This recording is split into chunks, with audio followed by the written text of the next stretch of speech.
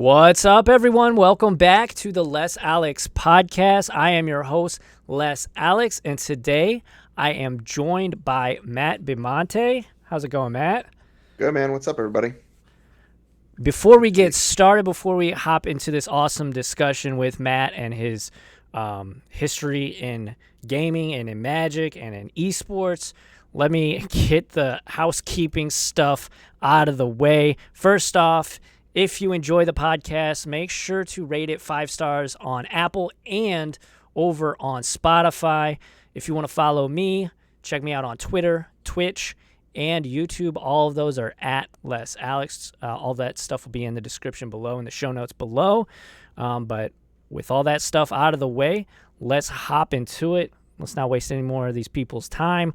Matt, so you have been doing coverage for Nerd Rage Gaming, and just recently you got hired as a coach and a director of esports for University High School. So Yeah, that is some awesome stuff. Obviously, my viewers, most of them are Magic players. So before we get into all the esports coaching and stuff, let's talk about like how you got into Magic and where the love of card games started for you. Cool. So it's really funny, actually. So Facebook does this thing where obviously they show your memories for better or for worse, right? Yeah, right. So one of the memories just came up not too long ago. It was in December, and this is almost 10 years ago now, which is crazy to think about. So Right? 2013, Time flies, it's nuts. I had never played Magic or Yu-Gi-Oh or Pokemon. Like I had maybe purchased, like I remember purchasing Pokemon cards forever ago when I was a lot younger, but I never like sat down to jam the game, right? It was more like oh look, I have a Pikachu, or whatever cool Right. card I had. And it was one of my best friends, Mike Fitzgerald. He had a group of buddies, and and his brother-in-law were like getting ready to do a draft, and they needed another person. And Yeah. I was like, how the hell am I supposed to play this game? I don't Yeah. know. Like, I never played before. Why would I draft? I don't even know the basics. Anyways, he talked me into it, and I had watched a little bit on YouTube to kind of figure out like the basics, right? So another funny part of this is Theros. It's right at the end of Theros because I think Born of the Gods came out in February. So OG Theros. yeah, Pretty so sick it's set. old. Pretty sick set. It's so funny. It's so funny they have a new Theros. So old Theros set comes out, and they give me the basics. Like these are the lands, these are the creatures, spells, and this is how instants work. Yada yada. I'm like, okay, cool. I'm like, all right, well, I think I'm ready to draft. Okay. So I'm like, man, I got the basics. This is gonna be so sweet. I got my dice. I got my token. I got everything right. I open up my first pack, right, and I'm like, all right, common, uncommon, Right. da, da. Just going through the pack, flipping through it. Yeah, and I'm like, what? I'm like, guys, what is this plus and minus stuff on this card? Oh my god, you open who'd you open? I Elspeth? opened an Ashiok. Ashiok was the first pack I ever opened, had a Planeswalker in it, right? In draft, even. That's hot, because that mill is like draft. Super good, I would assume. Yeah, it was good. So they're like, oh, you open a Planeswalker. I'm like, I don't know what that is. Right. So anyways, it's kind of funny. So I have a bunch of Ashioks. I've kind of collected some of them, and just as like a funny card, and I'll never forget that story because I was like so prepared, and then it's funny how you prepare for stuff for so long, and then something just throws a wrench in the system. Yep. So That's awesome. I started there, and I played Ashiok. I had like a Hythonia the Cruel, if I remember correctly. Okay. It was like a 6-mana Gorgon. It was kind of cool. So so that's kind of how I got started. Yeah. So that's awesome. You and like you said, you could prepare so much for something, and then once you get your thrown into the fire, the switch gets flipped on you, and then you're like, what is this Planeswalker doing? Yeah. That's awesome. Yeah, it was so funny. So like after that, I played it, and I was like pretty much immediately hooked. I was like, man, this is fun. Like, and for me, a lot of my stuff like that I do is I'll start to play something, and I'm like, oh man, I'm just addicted to this game now. Right. Like, I'm gonna start playing this game. I want to play it like more competitively. Yeah. So I remember like I watched some videos and yada yada. I had found Star City games. Yep. This is another funny story about another funny aside about Ashiok, right? So I'm like, okay, cool. Like, let's go to I had my little binder and my sheets that you put the cards in, right? Oh yeah, the like 3-ring binders that no one should ever use because they just ruin all your cards. Yeah, it was like like some junior high school binder I had like sitting in my closet. And I was like, this is cool. I can use this. Right. I'll just go buy some of those cheap cheats, right? I'm like, Mm-hmm. this is great. So They sell them I at fill up Target my even. right, exactly. I fill up my binder, and off to the LGS I go. My buddy's like, "There's this place. It's called Grifalia's area. It's rebranded now. It's called Red Raccoon Games, but it's in Bloomington." Awesome. He's like, "We got to go to this place. They have draft, and you know how to draft." I'm like, "Oh, sweet. This is going to be so cool." So we drafted a few times, but anyways, we go back to the place later, and I had built a deck with like young pyromancer and some other chain to the rocks, like a Ooh, couple. okay. You know how Yeah. when you start, there's like you have like one or two of the rares. You don't have all Right. four of them, right? It's So I like have a like this challenger deck. deck, kind of. Exactly. So I have his deck, and I'm like, man, I'm gonna crush everybody with this. This is so cool. I'm beating like my little play group. Right. It's amazing. I show up to Friday Night Magic, and I just get mauled by like the mono blue deck with Right. Oh Thassa my and God. Master Waves. Mono Blue It's like they play Devotion as get Master you. Waves. Yeah, right. That Master Waves is protection from red. I'm like, man, this game is really fun. Right. Uh, Was but Pillar of Flame in standard then? Like you couldn't it pillar it? was not. There was Lightning Strike, maybe? I don't know. I don't Lightning remember. Strike. Magma Jet was the Magma one. I Jet, believe. yes. Yeah. Deal 2, So I played it. Scry 2, I think is what It that was was. super good. Yeah. So I Yeah. played Magma Jet. But anyways, funny story about that Ashiok, right? So it's tucked away in my binder, and we're downstairs in this place doing our draft, and some random person's like, "Hey, does anyone have an Ashiok I can borrow?" And I'm like, "My first card. I'm the Yeah. greatest. I have this. I'm a hero to this person. Right? Whoever this person is, right?" Yeah. So I'm like, "Okay, yeah. Like, here's this." And the person's like, "Do you want like collateral or anything?" Well, I'm like, "Nah, don't worry about it. Just like get it back to me, whatever." Okay. Like do this thing, and like I could get my card back from this guy, and like the next week I'm like, God, I want to play like constructed. I watched a bunch of standard. I want to watch Right. standard. You're like going down the rabbit hole watching LSV videos and Right. stuff, trying to I'm like, actually. man, Pack Rat is a sweet card. Like I have to play this. The Right. Mono Black Devotion train. Exactly. So I'm like watching this coverage, and like there's like I don't even remember where the event was, but I'm like watching it, and I'm like, I think I gave that Ashiok to that guy, my Ashiok to that guy last week, and I'm like, wait a minute, I know who that is. And sure as shit, it's Jeff Hoagland is who I loaned it to, which is so funny, right? So like he's ranked on the leaderboard at the time, Sure. and it's just so funny, and like that's how my relationship with him started. Is I met him there, we I gave him the card for a little bit, and then weeks later I'm like, hey, I really want to get into this, like help me out. So we just started playtesting together. That's a pretty good, like, you know how they have like F&M bosses? It's a pretty good F&M boss. Yeah, it's kind of funny. Like that group, man, that played there was really good, and at the time they were really good, and it was really strong, and I learned a lot. I mean, like maybe 4 months later, after the first day I started playing, I went to an IQ and won an IQ. Nice. Like 4 months after I started playing. So yeah, quick learner, right? yeah, I mean, and it's so funny. You learn so much from those people, and I'll never forget those two stories for like as long as I live, which is kind of cool. Oh yeah, that I'm sure surrounding yourself with, players of that level that quick into your whatever you want to call it, Magic career is what probably helps you level up real quick. Yeah, you learn a lot. You either get beaten down so bad where you're like, you know what, I'm done playing this game. Yeah. Or you figure it out and you're like, you know what, maybe I should do this. Maybe I should do this. So yeah, I definitely urge anyone who's still trying to grind competitive and stuff like that. Just surround yourself with good players who are open and who are going to give you tips, not ones who are just going to beat you down and be like, oh yeah, I win. Right. Get out of here. Yeah. Ones that kind of share your same, like want to do the same thing as you, right? Because like, if you want to go to the Pro Tour, which whatever that is now, who knows? Right. But like, you want to surround yourself with players that also want to be on that level. No, that makes sense. Yeah, all like-minded individuals, and people are willing to give feedback. I mean, even once I broke away and I know Jeff started traveling less, I still showed up to LGS a lot, and people would ask me questions, and it was cool to be able to like give back and just kind of like offer what I have. And people like, can you watch me play and like write down a few things that I might have done wrong, like or you would have made this choice instead of this choice. So you definitely want to surround yourself with people like that. And nowadays with like Discord, where you can have screen share and like 10 people watch it. Oh yeah, it's super easy. Oh yeah, and like, yeah, people have teams and everything, and as much as like competitive Magic is kind of falling by the wayside because WotC's dismantling OP. I mean, there's still, Nerd Rage, which we're about to get into, is obviously one of the premier places that you can still play competitively. Star City's still doing their once a quarter thing.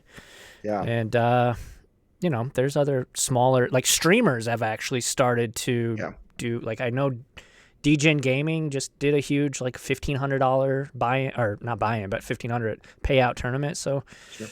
the dream is still alive to be Yeah, competitive.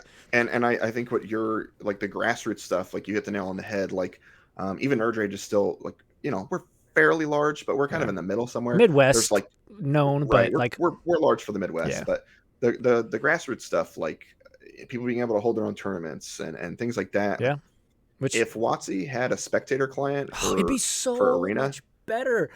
man, it'd be so easy to just say, you know what, I'm going to host a tournament next month for $1,000. Yep, And show up for $5 or whatever, right? exactly. Like one case fired all the time locally, All the and time. people had to drive and pay $20 Yeah. and waste a day. You can sit at home and do your laundry if you want playing Arena. So Right. Yeah. it's And just small things. man, that's something that so I have a friend, Iggy, he owns a card shop, and he and I have ran tournaments. Like he was the funds and I was streaming it, and we've done that 2 or 3 times.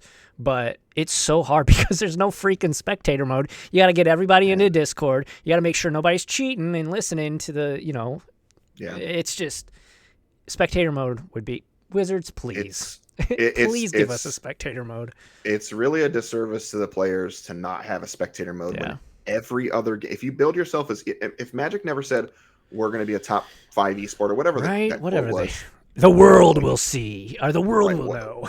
right, whatever they said. If they didn't say that, I'd probably be okay with it. But to label yourself as an esport and not have a spectator mode is huge disservice to yourself and the players. Yeah, they rebranded it to their Twitter account to Magic Yeah, Esports or and that's whatever. esports. Yeah.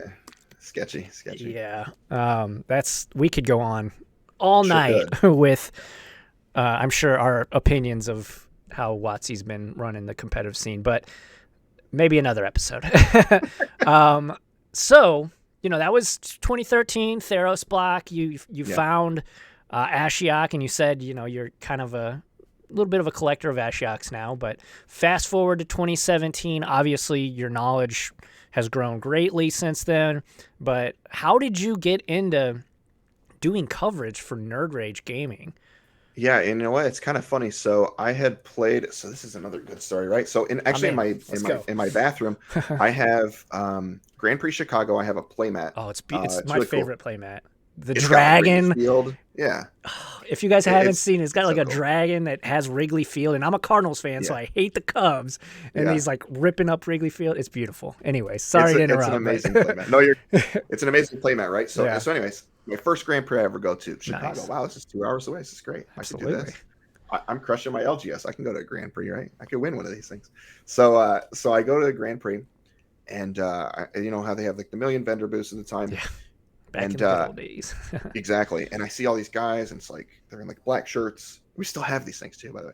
Black shirts with orange, big old brick lettering, right? Nerd Rage Gaming, blah blah blah. It says like Buffalo Grove, Illinois, or something on the back. I think it was Buffalo Grove at the time. And I'm like, Buffalo Grove, Illinois. Like I know where that is. Like I could hang out with these guys. So Yeah.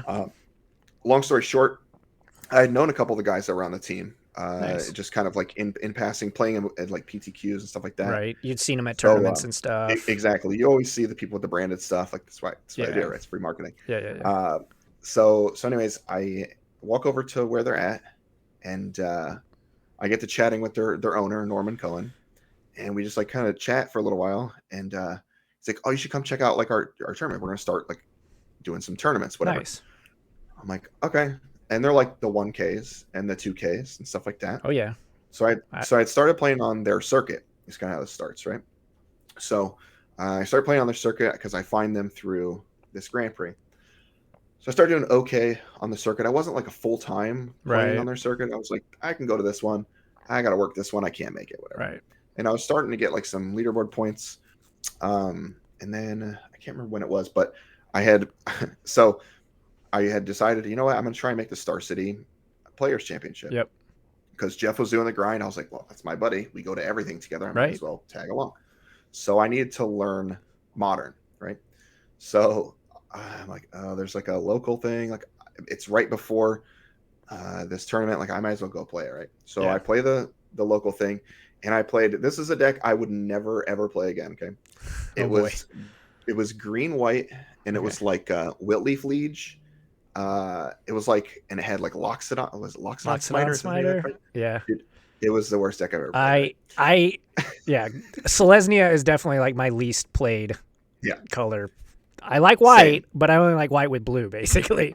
Exactly, same. So like, so I asked Jeff like the week before, like, what should I play? And he's like, you should play this. And Jeff's like green white guy, Right. and it just like he led me down the path. I trust him with a lot of things, but deck choice is no longer. Well, one of that those and things, he's right? like very good. Like, not to say that you're not good, but he's like just has a different level. Right. At that time, I was like, I have no idea what to do. Right. So I'm like, all right. He's like, just play the beatdown deck. I'm like, yeah, cool, whatever. So maybe it's a fair option. Play the beatdown deck, but exactly. So like, and the next day, I'm like, this deck sucked. I was like, I'm going to like Goldfish or whatever. I gotta find something else to play.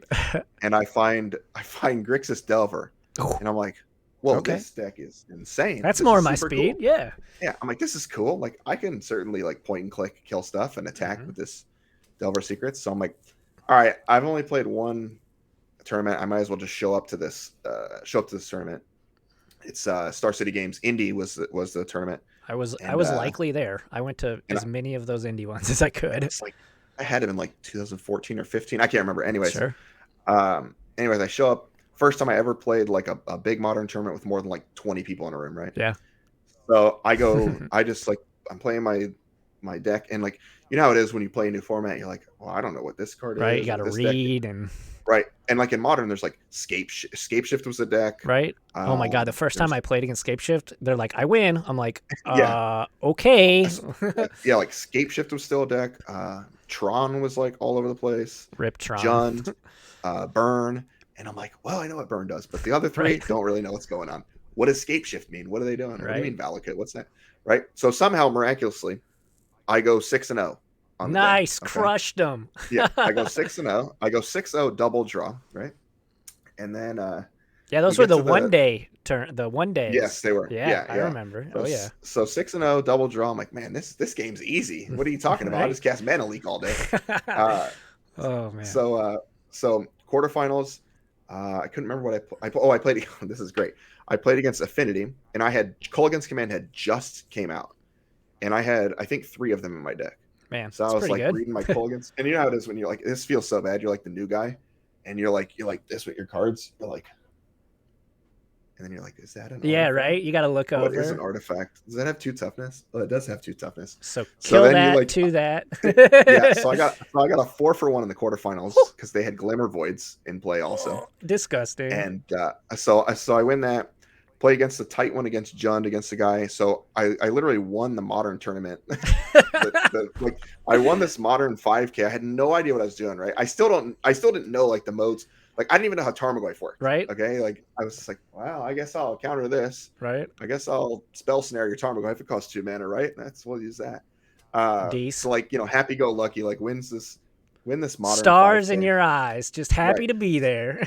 Seriously, just like win this tournament. I was like, maybe I get a couple points today, and so then I get a phone call. I had exchanged numbers with Norm, the owner of Nerd Rage. Yeah.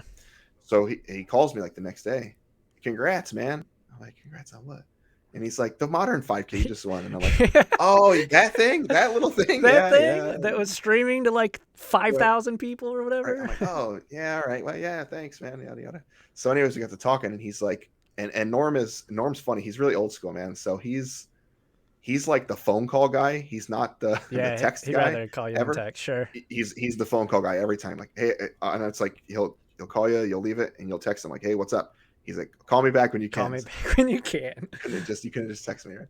So anyways, he's the phone call guy. So we're talking, and another great thing about him is he has like a lot of good ideas and like a vision, right? Which is why I've stuck with Nerd Rage for 5 years now, right? Yeah. So macro. He's like, I got this idea for this tournament series, and it's going to start like this, and we're going to go like this, and it's going to get this big and this big, and we're going to do this and yada yada. And hopefully it's great, and we're going to do right by the players and all these things, right? And I'm like, you know what? I'm in for this. Like, whatever. Like, what do you need? And he's like, well, we're looking for like some commentary people and yada yada. He's like, I think if we can get like some names, that'd be cool. Like, what do you think about doing it with Jeff? Right? I'm like, okay, let me see what I can do. So, Jeff and I started doing commentary for a while, man. And if you've been to one of our events recently, like I know a lot of people listen to this probably have been to events, right? So we started in 2017. We had like like the Logitech, like a 920 camera, C920, yeah. dude. Just like the stone worst A- cameras. Okay, Especially for coverage. right. Because, like, that top down, you need it to be Yeah, somewhat legible. Like, yeah. most people know the art. Nowadays, though, with how many different arts and the secret, I could not Yeah, imagine. no So, shot. No shot, right? So it's yeah. like, 720p. We have like one there. We have one camera. We have a 720p camera for the Yep. casters. We barely know what we're doing. All the life totals are managed like by me By and you. the other Yep. Oh, commentator, right? man, Uh, that reminds me of, like, Moonbase when we started streaming right. stuff. It's so funny. I think Max did all of our graphics at the time. Max Khan, if you Yeah. know him. Oh, Um, yeah. he's our tournament coordinator and still with the company, obviously. And Yeah. He does good work, Max, though. yeah, If he he does all, does. like, the production stuff, like, behind the scenes, He did like, it. He did it at the time. yeah. So Oh, so this so isn't like yeah. So this is like 2017. So we have all this like these little things. We have like Logitech headsets. But now, if you look at it, I mean, there's like yeah, infinite dollars put yeah, into it. it's legit now. Yeah. There's like an artist that does the graphics. There's a director. Right. There's a producer. There's several commentary people. There's $1,000 cameras and cool stuff. Right. So it's cool to watch where it started to where it is now. And that was It's amazing. 2017 is whenever that 2017. started. So you were in Yeah. from the beginning, basically. He was like, Yeah, I missed like the first probably like half a year because I was the end of 2017, I think. okay. And like I remember like Ben Miney, he was in the Players Championship. He did some stuff. Dakota Clark did some stuff. Casey Lockman did some stuff. A lot of people, a lot of different people. And then I was like one of the ones that was like, well, we need like stable commentary people to Right. do this a lot. And Jeff and I did a bunch. Brad Brown, we did a Yep. bunch throughout the year. So that's kind of how it started up like that. Yeah, my experience with Nerd Rage, great. I played in one of the opens, or I don't know what they call them, but it was It's changed over it the was a years. Yeah. 1K in 2018. I forget what town it was in, but I know I had to drive like an hour and a half away into Illinois, and no, it was fun. I actually split. It was a 1K. I split with Keenan. Yeah, cool. And it was one of the times, though, it wasn't broadcasted. So I was like, Yeah. so, but no, it was awesome. Very well run. All the Nerd Rage guys, were really nice. And so, yeah, I mean, I think it, I think one of the things that's cool about us is like I met Pete hopefully one time for Star City, right? yeah. And Jeff probably met him an equal amount of times. And our owner is at every show. Oh, He's wow. at every show, every Friday he's helping set up. Every Saturday he's there. Sundays players. breaking down and Sundays he's there talking to players, breaking down, and he's there. And like Max is the tournament director's always there, tournament coordinator always there. I'm always there, and I'm always happy to take like the time to listen to players' feedback and things like that. yeah, it's huge. And I think that's kind of what separates us from a lot of places is we're open to everything. We want to Yeah. hear the feedback, and I want to hear the good and I want to hear the bad because Right. that's the only way you get better, right? And you have to be receptive to that. And Absolutely. it's so funny is we had, I remember our championship, our annual championship, not this year, but the previous year. So it's gonna be 2020 because we didn't have one for COVID. Right. 2020, great tournament, ran well, tons of great feedback. And the first thing we did when we went to dinner, me, Max, and Norman, was all talk about the bad things that happened during the broadcast, right? Oh, Like, yeah. we could have improved this. We should have done this. This was messed up. Why didn't we think of this? And I think that's what keeps us going and trying to get better and things like that is you got a bunch of guys who really care. You know what I mean? That's what it. Yeah, that's where it starts, man, for sure. So you 2017. Obviously, you've been doing this a while. Yeah. Are you still? You're still with them, yeah? Yeah. So I've kind of taken. So when COVID hit, to me, I'm not a big digital tournament guy. I don't. It doesn't feel the same, right? Definitely isn't the same, and it doesn't feel like, even if there's huge cash prizes, right? Like, because Nerd Rage is basically one of the top dogs right now. Right. And I know you guys did I think it was like a mixed legacy and modern thing on Moto. and correct me if I'm wrong, but like, that was a big tournament. It might have even been like a 3K or a 5K even, but it just doesn't seemingly have the weight. Even as a viewer. Right. Yeah, the thing for me, man, I don't get like, so when I do commentary, it's always funny because you'll see pictures of me and I'm standing up, or I'm hunched over, or I'm like walking around. I have like this long cord and I'm walking around. And so that's what gets me going, is like being able to talk to the players in person, stand up, get excited, yada, yada. If I'm like just watching a screen, it's like super boring to me. So I kind of bowed out during the arena tournament stuff. And I know Joe Lissette has kind of taken over doing like full time for Nerd Rage. Yeah.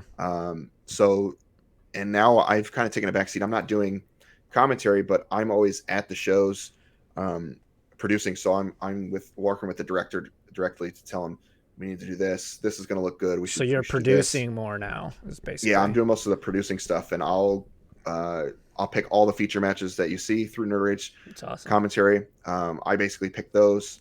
Sometimes towards the end, I'll snag some input from like Max. We'll sit together and be like, well, what do we want? Right, because at the end of those tournaments, especially from like a broadcast, like if you're running a production, it starts getting to like where you've seen the same players.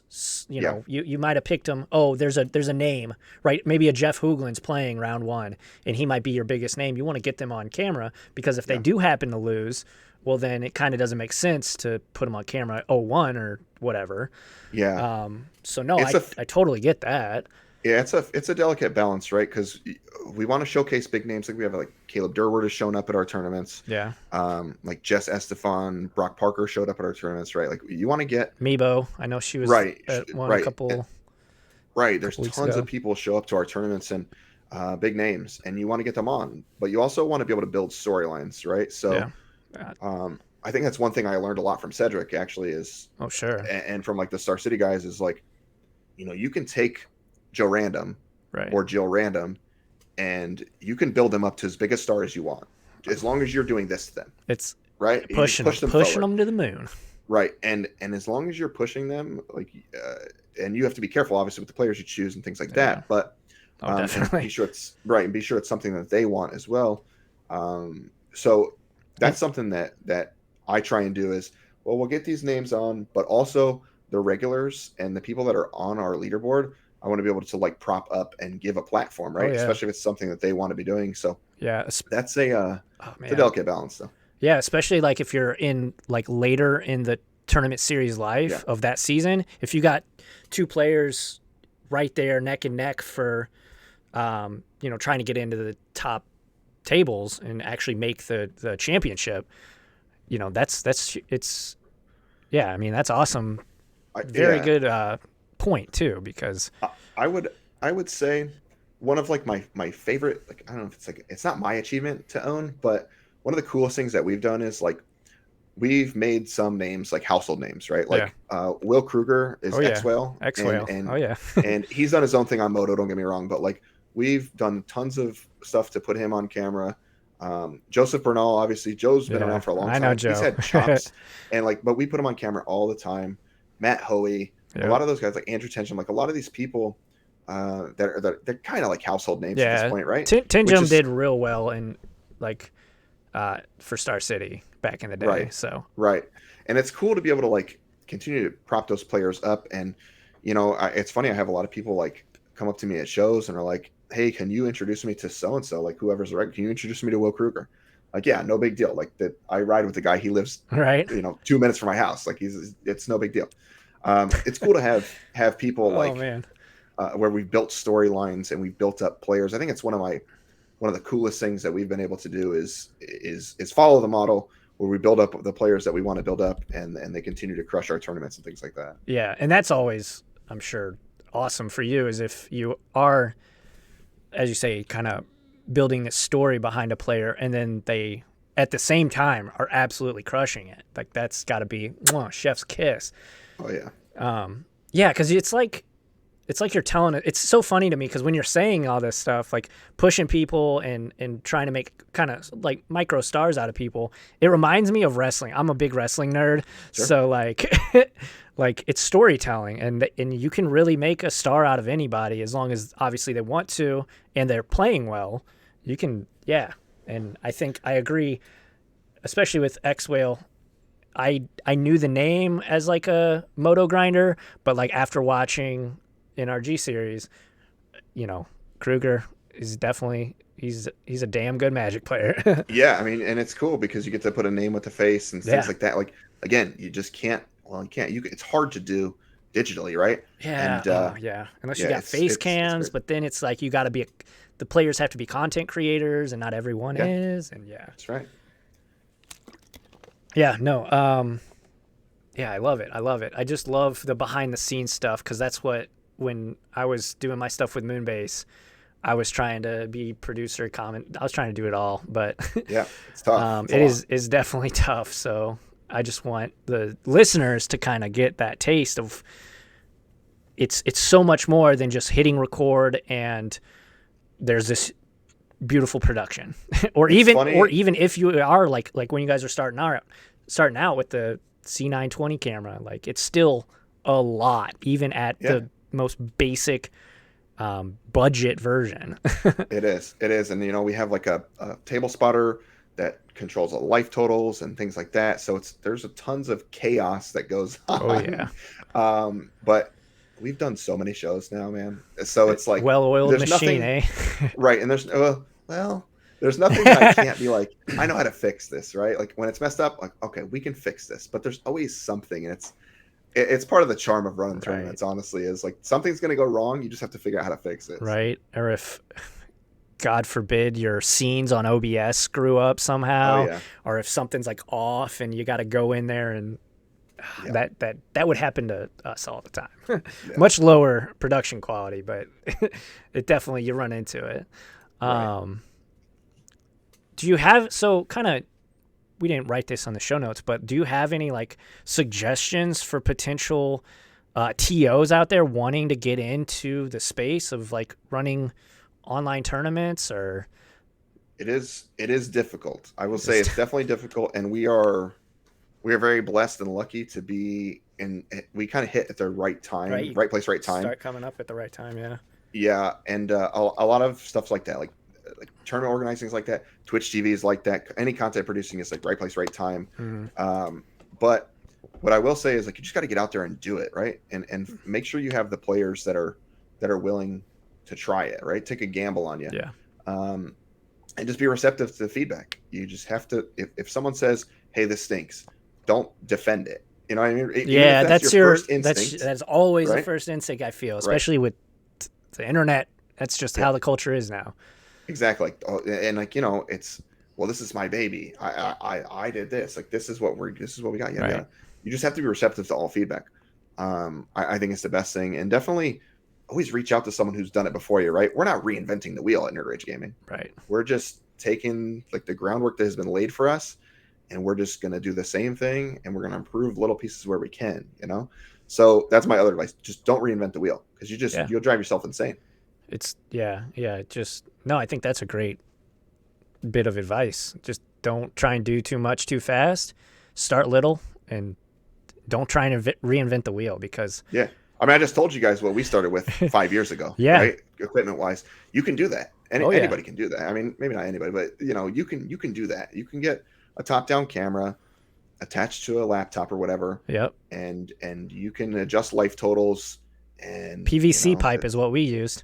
Yeah, we black spray painted PVC pipe and held it down, or had it overhead. Man, if you could have seen, we had like those ceiling tiles, and it's like screwed to the ceiling tile. You know what I mean? Yes. Like, it's so funny to think about now. And it's like, well, when we get there now, it's like, well, here's like $1,000 rig that we have because we've done 100 shows. Right. But you don't start with infinite dollars. No. You know, you gotta work with what budget you have, and that goes for. It just takes time. Yeah, it takes time, and starting with what you have. I think that's a great point. That goes for any kind of content too. Like, you can record a YouTube video on your phone if you want. Right. You could probably even do gameplay videos on a phone. I I would have, believe like, if it people was try just and do like that. you Yeah. and your buddy are just trying Yeah. to like play test and record it, and yeah, no, I mean, absolutely, don't let your technology overshadow like your vision, basically. Right. Because Not everyone's going to start with a $1,500 camera, right? right, And a $5,000 PC or whatever it is. yeah, You just got to do what you got, what you have. And I've seen people with tripods, like just mini tripods, probably like $60, and they have oh their yeah, camera, their phone screwed into it, and they're just recording, and that's it. So, if for $100 you can get it started at least. yep. As long as you got the cards, right, and the That's it. friend. Yeah, exactly. Cool. So yeah, obviously your work with Nerd Rage, I'm like super enamored by it just because it's so dope to have like a low, because I've never been to Nerd Rage. Like I said, I have played in the tournament or a tournament, but it's dope to like see one of the little guys kind of come up and do their own thing that isn't channel or SCG. Yeah. Yeah. So it's super awesome to hear how that actually happened, and the fact that you were just rubbing shoulders with him at a GP, and then it was like So off to the fun. races. Yeah. That is, Yeah, we went from 50 to 100 player tournaments in the store to, a 1,000. few hundred people, and we're doing convention centers and Yes. banquet halls, and whoever will have us, Right. is basically, so Yeah, no, that's super inspiring, because sometimes you think about like big tournaments like that and you're like, oh wow, well, how's a little tournament organizer ever supposed to do that? But yeah. Nerd Rage at one point was that little Yeah. tournament organizer. So yeah. So kind of switching gears, we've talked about the Nerd Rage and all the awesomeness and your intro and how you got started, the Ashiok and everything. Switching gears though, so you're an esports director and coach now for a high school. I guess, how did you not only get the position, but like what is the process Yeah. in even trying to apply for that position, I guess? Yeah, it's funny. So it's not one of those like right place, right time things. So so I just like messing around one day, and I'm like kind of just like surfing the web anyways, and my phone like starts, like I get another like text from a number I don't know. I'm like, who is this? And I'm like, I don't know. I have to figure it out. And it's like, hey, shoot me a message back and make sure this is still your number. Okay. And like, this is weird. This is Yeah, a scam. that's strange. This is a scam. And I'm like, who's this? And my buddy Jared messages me, and somebody I didn't know. I met him through Magic, which is, I mean, a lot. Networking is just the weirdest thing to me, right? Yeah. So, anyways, I've met this guy through playing Magic at a different local game store in Bloomington Normal, and he's a coach at a local school here, and he's I believe he's a math teacher at a local school here, right? And he says, I just want to make sure this is your number. I got to send it to somebody. Right. Okay, whatever.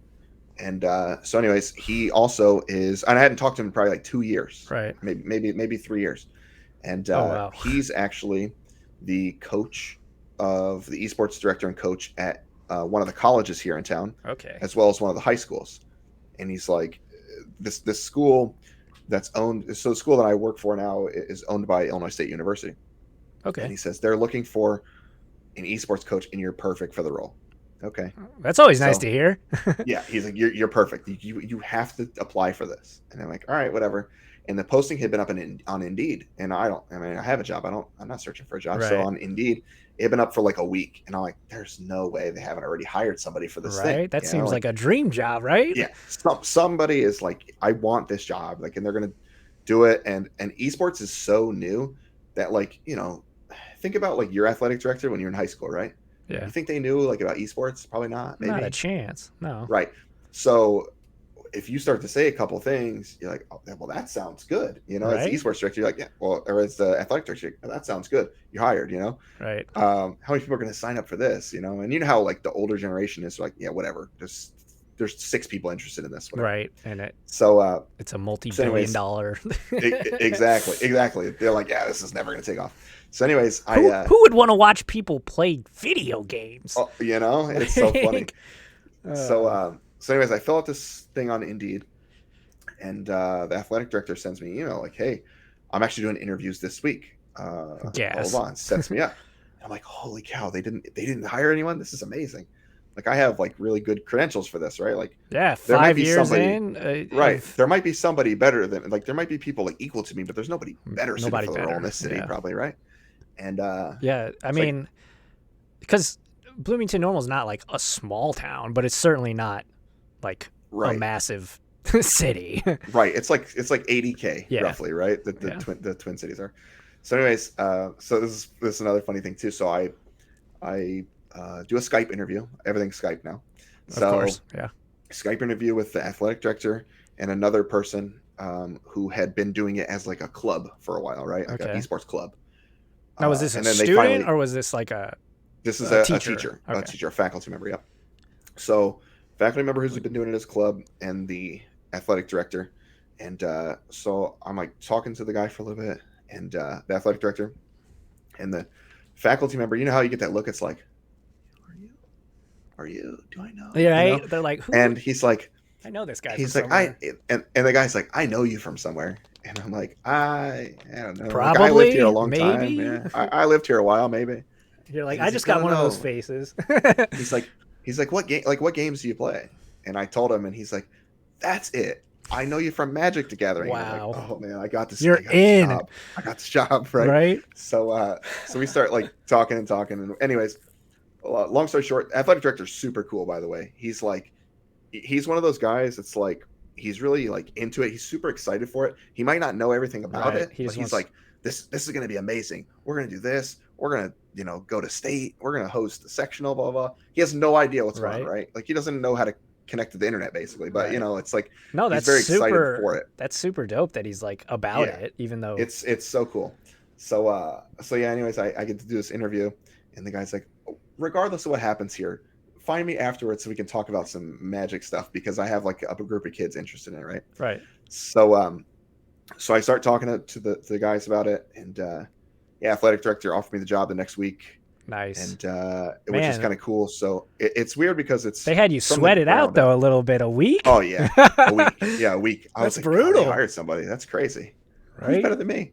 Right. And I mean, I know you're joking because you know, but like honestly, 5 years in the industry, it's a pretty new industry, all things considered, especially in a small Midwest town. Like, who are they going to find that would have the credentials that you have? Like, that's the thing, yeah. And he mentioned to me not that long ago. He's like, we had people apply from like out of state.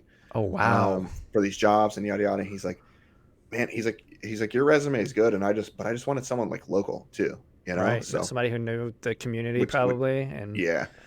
Which is cool. It's definitely a challenge because so the esports, like you said, it's all brand new, right? Right. So the program is brand new. It's hard, and again, like I said, for a bunch of like older guys to push them and be like, hey, we should play Valorant. Hey, we should play, Apex Legends or whatever the game is. Yeah. It's like, oh, does that have blood in it? It's like the first thing like everybody was like, does it have blood in it? And I'm like, why is the blood the end all be all? Like, and it's like, well, what about Fortnite? Fortnite, yeah, sure, yeah, we can do Fortnite. Everybody does Fortnite, but sure. Yeah, so like the high school association, which is kind of cool. Give them some credit.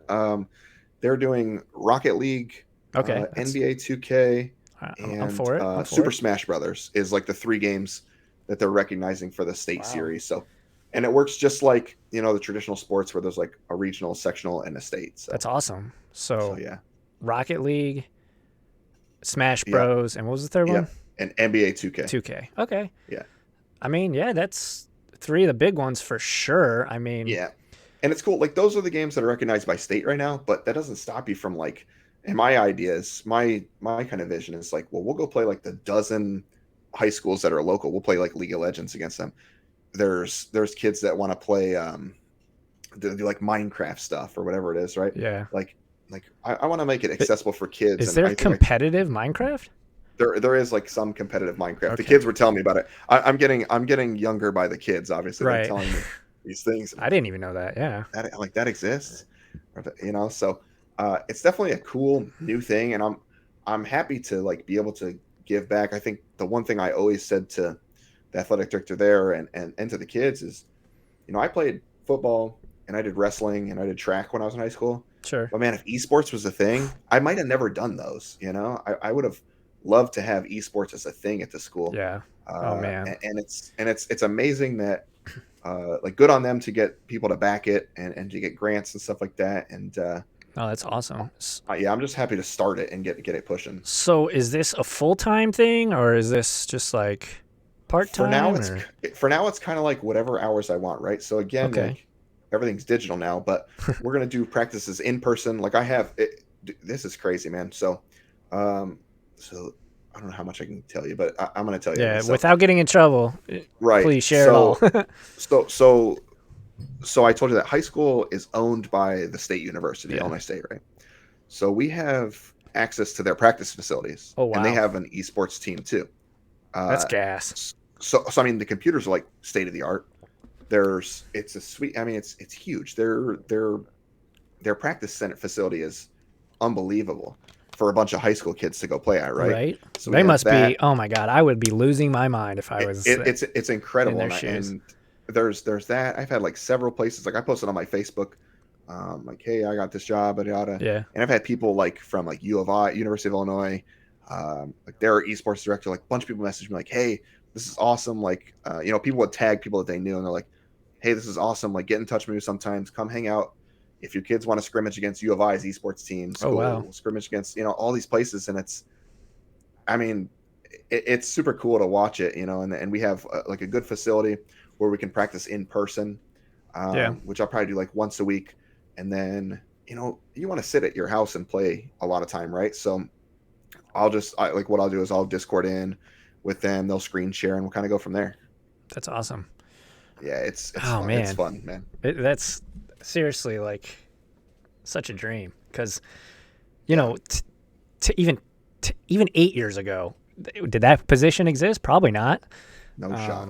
So yeah, I mean, and with your background as with Nerd Rage and everything, and just in gaming, yeah, I think they made a good decision. It's going to be a lot of fun, man. And I'm hoping that like more schools like pick it up again, like a rising tide lifts all ships, right? And the more schools that get on board to do it. And we have like 30 kids interested in playing games, right? Just in my small school, and it's a private school that I work for too. Oh, wow. So like, you got to think about like public school probably has maybe, 100 1.5 at times least, that many, something crazy. So I got like 22 kids that want to play Smash Brothers for me. And that's a big roster. It's amazing because then we get to do like where we battle each other and figure out who's going to be like the top, the varsity person or whatever it is. And it's so cool to see like when I walked in the door and the kids, and I played it up. I had like an MLG shirt, like a Major League Gaming shirt, and a Cloud9 shirt. Oh yeah. And the kids are like, like, it's funny. You know who Cloud9 is? It's like, well, yeah. Like Come I met on, the owner of you're Cloud9. not that old. Right. Like, yeah, I met the owner of Cloud9. Like I know some of these people, Right. And I was like, man, I just went to a Counter-Strike Go tournament that was in Columbus like a few years ago. Right. Like, come on now.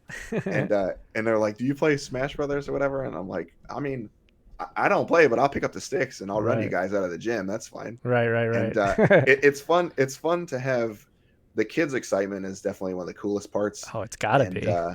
And they're like, wait, we can go to state for this. We can get college scholarships to play games. It's like, and it's like, yeah, just tell your parents if they have questions, come find me. Right. Right. And that's the thing. If I told my mom, hey, Ma, I got a college scholarship to go play Counter-Strike somewhere, she'd be like, okay, yeah, right. Right.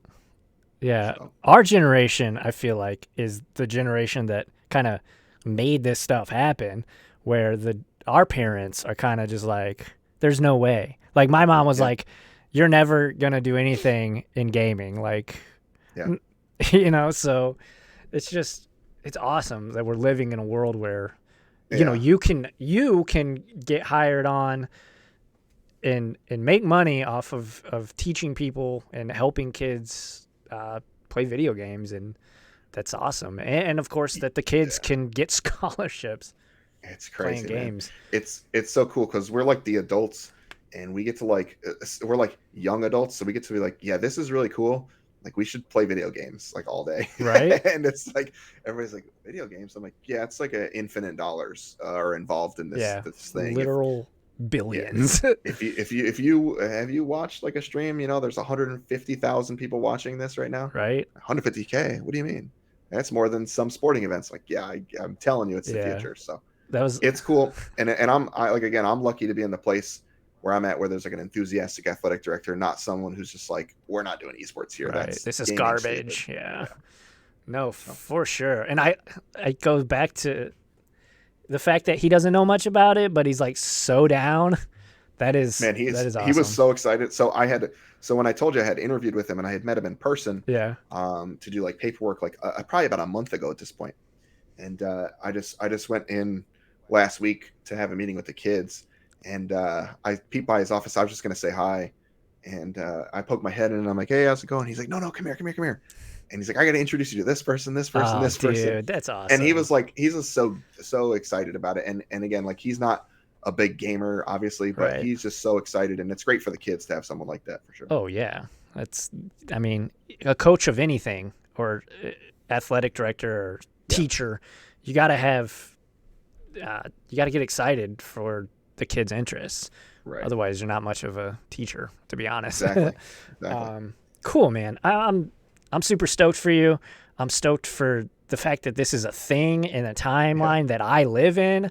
Because this was not a thing even 10 years ago. I think League of Legends was like the first, like, okay, this could be a thing. Like they're doing big money tournaments with this, and obviously nowadays it's normal. And anybody that doesn't think that, it's frustrating, because like, who would want to watch people sit down and play video games? It's like, who would want to watch people play football or baseball?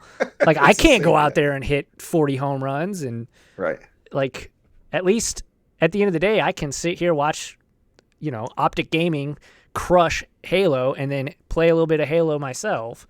Right. It's one of those things. I think as we keep it going, we make it more normal. Yeah. It's just gonna be one of those things that kind of, just gets bigger and bigger and bigger, until people, you have to pay attention. It's just mainstream. Yeah. Exactly. So obviously, coach and director at University High School. That's awesome. What are your goals in that space, or just in general, for 2022? So things that I kind of want to do for 2022. So we definitely want to get some of our kids qualified for state. Oh yeah. Smash Brothers is cool. There's tons of opportunity there. You guys, personal goals, man. Do you have any like Michael Jordan's in your midst, or? We got some kids that are good, and like one of them is a sophomore, which is really cool. This is so cool, man, because it's not like, so he'll be there a couple of years, eh? Exactly. It's not like pro League of Legends, where it's like, like Double F's good, and he's gonna be good forever, and he's gonna sit on this team forever, right?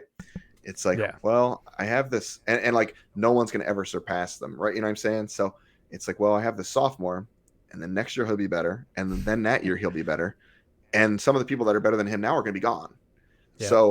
So it's cool to be able to watch. And the thing is too, is, this year and last year, they might not have taken it very seriously. They're like, yeah, I'm like a diamond player, but I don't really play that much. I kind of just play for fun. Right. But when you're like, yeah, this is like a sport I play for my high school, and I'm going to go to state, like I have this goal to go to state and win state. Like, they're going to take it super serious now, Play an extra hour every night. Hey, Mom, sorry. This is for school. This is for school. Hey, I'm doing schoolwork with Coach Matt. Yeah, sorry. But, it's one of those things where I think they're going to take it a little more serious, which is cool. Awesome. So you'll unlock potential in a lot of them. Oh, yeah. And a lot of kids are like kind of shy about it too. And we're going to unlock them as people, which is really cool too. So that's interesting. And that's something I hadn't thought of until you said it, is gaming, because like, to me, I don't care what people think at this point in my life, but I know as a kid, Spider-Man and, stuff like that, gaming was like not cool. It just wasn't. Yeah. Right. So is that like, because obviously you're around these kids, is that like, I assume gaming is cool now. Yeah, so like I said, we had about 30 kids show up, so that's a lot to me. I I was expecting half of that. Wow. And there's that. And I remember I walked through one day I was walking through the school and I walked through the cafeteria and there's just kids out there on their Switch and just like kind of hanging out and gaming on Switch. I'm like, dude, this is like so cool. Like you don't have to hide your Game Boy in your backpack and play it on the bus, maybe. Exactly. Like, that's cool. So you had like the little light. The light. Yeah, I mean it's just Game Boys amazing. weren't backlit. Man, I mean it's so cool to like again that it's like more mainstream and it's accepted now, and that's definitely something that's sweet.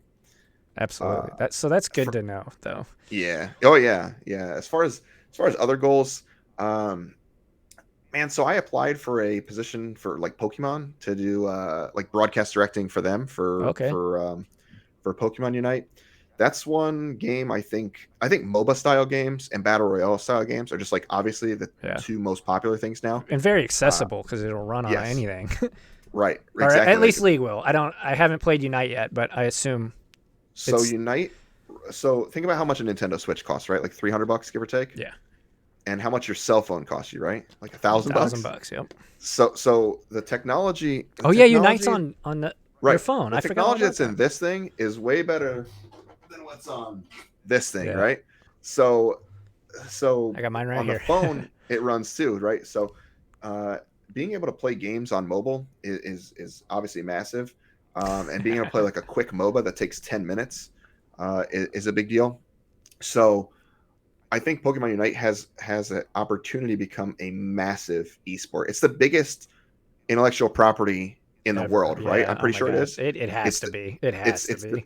Someone can go fact check me or whatever, but I'm pretty sure it's like the biggest by a lot. Like too. Maybe Star Wars, but I still think Star Wars would be far behind in second place. Yeah. So Pokemon is a huge IP. It plays 10-minute games. It can play on mobile. It can play on Switch. It's a low hardware kind of thing, right? So I think that's the next thing to kind of break out as far as like an esport goes. Like League of Legends dominates that space right now. Dota is kind of around there, like when they have the international every year. So Jo, one of my viewers is saying cough cough Dota over League. Cough cough. It's a popularity thing. You got to make it. You have to make it accessible, and League is incredibly accessible. Yeah, no, it's everywhere. And that's why I think Pokemon Unite's going to be massive, is because it is so accessible via cell phone. Yeah. And so one of my goals there, I wanted to be in the top 2,000 players. I think when I logged out today, frustratingly, I was like 2,400 in the world. Yeah. And so top 2,000 there. I'd love to do some commentary for them, or at least be part of their broadcast. You know what I mean? Again, like you mentioned, I have a bunch of experience and can help out. Yeah. The thing about applying for jobs like with Pokemon Company is there's infinite people that are applying for those same jobs as you, right? And they're extremely meticulous on who because they don't want to hire any schmucks, you know? Right. And they're they're obviously quite well known. It's like when I think about like my dream jobs, like things I thought about like when I was a kid, and I think this is the coolest things I could do, right? Oh, wow. I think like the top 3 were like to be the manager for the New York Yankees was number 1, right? That was like, this could be the coolest thing, right? I want to be the president also, and then like doing something in gaming, like for Pokemon was pretty high up there. I always loved Altered Beast, so I wanted to work for Sega.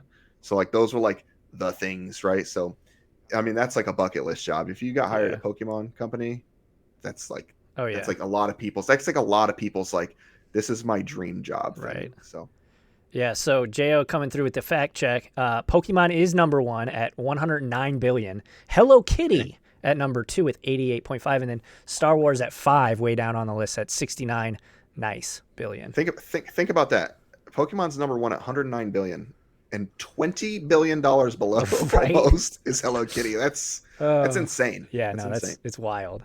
Now Pokemon is. So are you going to try and get Pokemon on with your school, or Pokemon Unite on with your school? Yes, because we already have Switches, right? So it makes sense, easy for me, right? Yeah, it's easy for me to say, hey, we should play this game. It's on a Switch, because we already have Switches, and some of the kids already own their own Switches too. Yeah, and they have Smash Brothers too, so they're and they have Smash. So games like that I think are super easy for me to say, hey, here's this team game that's also on the Switch, and for me to present to like some governing body that says these are the games at state, right?